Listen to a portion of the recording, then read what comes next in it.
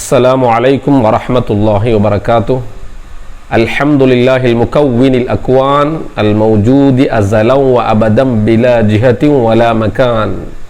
الصلاة والسلام على سيدنا محمد سيد ولد عدنان وعلى آله وصحبه شموس الأزمان.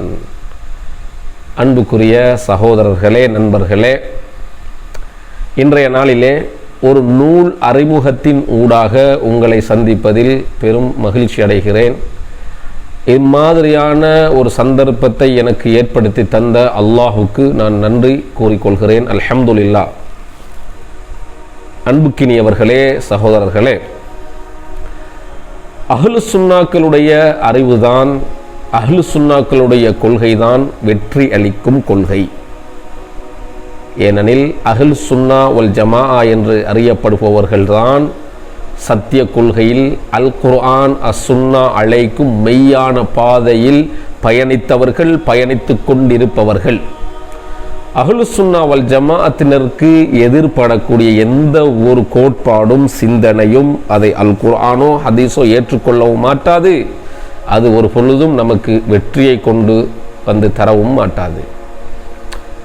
எனவே என் அன்புக்குரியவர்களே, அஹ்லு சுன்னா வல் ஜமாஅத்தினருடைய கொள்கை கோட்பாடுகள் பாதுகாக்கப்பட காலகாலமாக இஸ்லாமிய பெரும் அறிஞர்கள் எல்லாம் பெரும் போராட்டங்கள் செய்திருக்கிறார்கள், பெரும் அர்ப்பணிப்புகளை மேற்கொண்டிருக்கிறார்கள். பல அறிஞர்கள் கால நெடுகிலும் வரலாற்றை நாம் நோக்கி பார்ப்போமே ஆனால் பல இஸ்லாமிய பேரறிஞர்கள் தம் வாழ்நாளை அர்ப்பணித்து நம்முடைய இந்த கொள்கை கோட்பாடை பாதுகாத்து தொகுத்தளித்திருக்கிறார்கள். அந்த அடிப்படையில் தற்காலத்தில், அதாவது இப்பொழுது நாம் வாழ்ந்து கொண்டிருக்கக்கூடிய இந்த காலத்தில் கொள்கை சம்பந்தமாக எழுந்திருக்கும் பிரச்சினைகளும் கொள்கை தொடர்பாக ஏற்பட்டிருக்கும் குழப்பங்களும் பற்றி நீங்கள் அனைவரும் அறிந்தவர்கள்.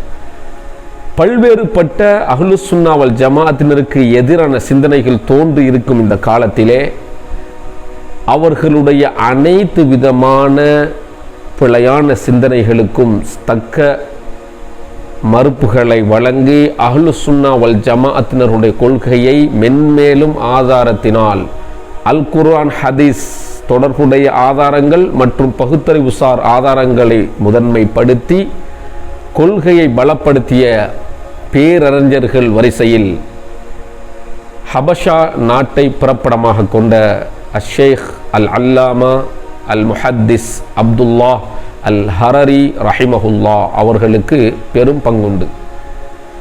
அந்த இமாம் அவர்கள் தற்காலத்து அறிஞராக இருந்ததனால் அஹ்லு சுன்னா வல் ஜமாவிற்கு எதிராக தோன்றும் சகல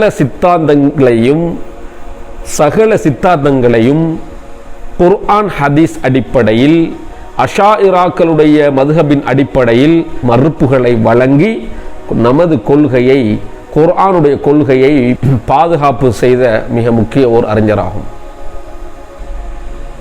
இமாம் அவர்கள் அஹ்லு சுன்னா வல் ஜமாஅத்தினருடைய கொள்கை பாதுகாக்கப்படும் பொருட்டு அஹ்லு சுன்னா வல் ஜமாஅத்தினருடைய கொள்கையை பாதுகாப்பதற்காக பல 100 நூல்களை தொகுத்திருக்கிறார்கள்.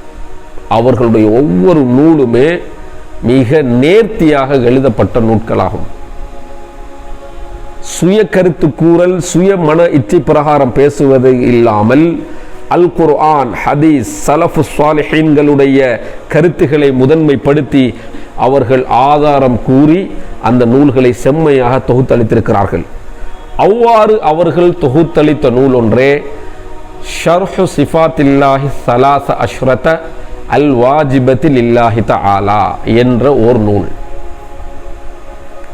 அதாவது அல்லாஹு தஆலாவுக்கு கட்டாயம் இருக்கப்பட வேண்டிய பண்புகள், அல்லாஹு தஆலாவுக்கு கட்டாயம் இருக்க வேண்டிய பண்புகள் என்று அஹ்லு சுன்னாக்களால் சொல்லித்தரப்படக்கூடிய 13 பண்புகள் இருக்கின்றதல்லவா, 13 சிஃபாத்துகள் இருக்கின்றதல்லவா, அந்த 13 சிஃபத்துகள், அந்த 13 பண்புகளையும் தெளிவுபடுத்தும் ஓர் சிறிய ஒரு நூலையும் அஷேக் அப்துல்லா அல் ஹரரி ரஹிமஹுல்லா அவர்கள் தொகுத்தளித்திருக்கிறார்கள். இந்த நூலானது உலகத்தில் வாழக்கூடிய பல அரபு கலாசாலைகள், பல்கலைக்கழகங்களில் கற்றுக் கொடுக்கப்படும் ஒரு நூலாக இன்று இது திகழ்ந்து வருகிறது. காரணம், அந்த அளவுக்கு மிக நேர்த்தியாக அஷாயிராக்களுடைய நம்பிக்கை பிரகாரம், அஹ்லு சுன்னாக்களுடைய கொள்கை கோட்பாட்டின் பிரகாரம் தொகுக்கப்பட்ட நூல்களில் ஒரு பிரதான நூலாக இது அமைந்திருக்கின்றது.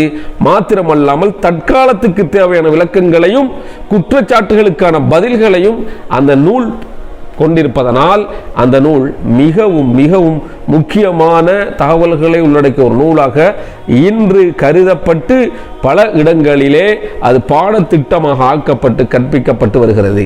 முன்னர் குறிப்பிடப்பட்டது போல ஷேக் அப்துல்லாஹ் அல் ஹரரி ரஹிமஹுல்லா அவர்களினால் தொகுத்தளிக்கப்பட்ட இந்த நூலானது இதன் அவசியம் கருதி, இதன் முக்கியத்துவம் கருதி, இது அரபு மொழி அல்லாத வேறு பல மொழிகளுக்கும் மொழியாக்கம் செய்யப்பட்டு கற்றுக் கொடுக்கப்பட்டு வருகின்றது. அன்புக்குரிய சகோதரர்களே, நண்பர்களே, அந்த அளவுக்கு இந்த கிதாபில், இந்த நூலிலே பலரால் முக்கியத்துவம் செலுத்தப்பட காரணம், இந்த நூலானது அல்லாஹுடைய சிஃபத்துகள் தொடர்பான ஒரு முழுமையான விளக்கத்தை தருகின்றது. அல்லாஹுடைய சிஃபாத்துகள் கட்டாயம் அல்லாஹுக்கு இருக்க வேண்டிய பண்புகளாக 13 பண்புகளை அல் குர்ஆன் ஹதீஸ் நமக்கு கற்றுத்தருகிறது. அதை இஸ்லாமிய பேரறிஞர்கள் தொகுத்து விளக்கம் அளித்திருக்கிறார்கள். அந்த பண்புகளை அறிவது ஒவ்வொரு முஃமினுடைய கடமை. ஒவ்வொரு முஃமினும் தாய், தகப்பன், மகன், மகள், கணவன், மனைவி, அனைத்து தரப்பினருமே அல்லாஹ்வுடைய சிஃபாத்துகளை அறிவது வாஜிப். எந்த அளவுக்கு இஸ்லாமிய அறிஞர்கள் இது விடயத்தில் கூறியிருக்கிறார்கள் என்று சொன்னால், இமாம் அஹ்லு சுன்னா வல் ஜமாஅ என்று அழைக்கப்படும் அஹ்லு சுன்னா வல் ஜமாஅத்தினருடைய பேரறிஞர், மிக பெரும் தலைவராகிய அஷேக் அல் இமாம் அபுல் ஹசன் அல் அஷ்அரி ரலியல்லாஹு தஆலா அன்ஹு அவர்கள் இது தொடர்பாக சொல்லுகிறார்கள், அவ்வலு மா யஜிபு அலல் அப்தி அல் இல்மு பில்லாஹி வ ரசூலிஹி வ தீனிஹி.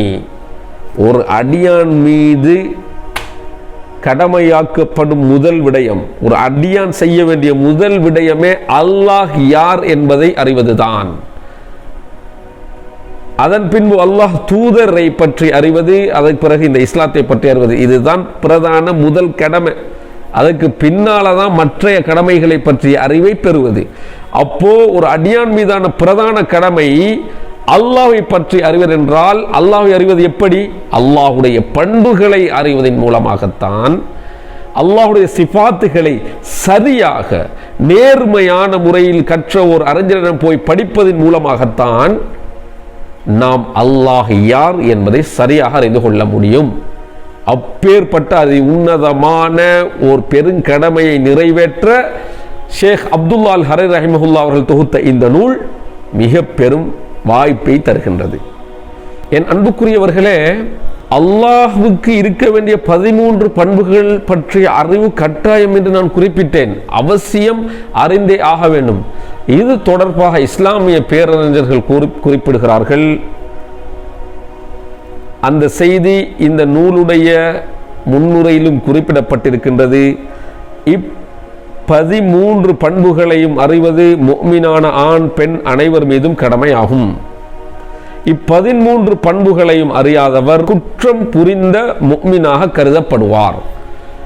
நம்மில் யாரெல்லாம் அல்லாஹுக்கு இருக்க வேண்டிய இந்த 13 பண்புகளை அறியவில்லையோ அவர்கள் குற்றம் செய்த முஃமின்கள், பெரும் பாவம் இழைத்த முஃமின்களாக கருதப்படுவார்கள்.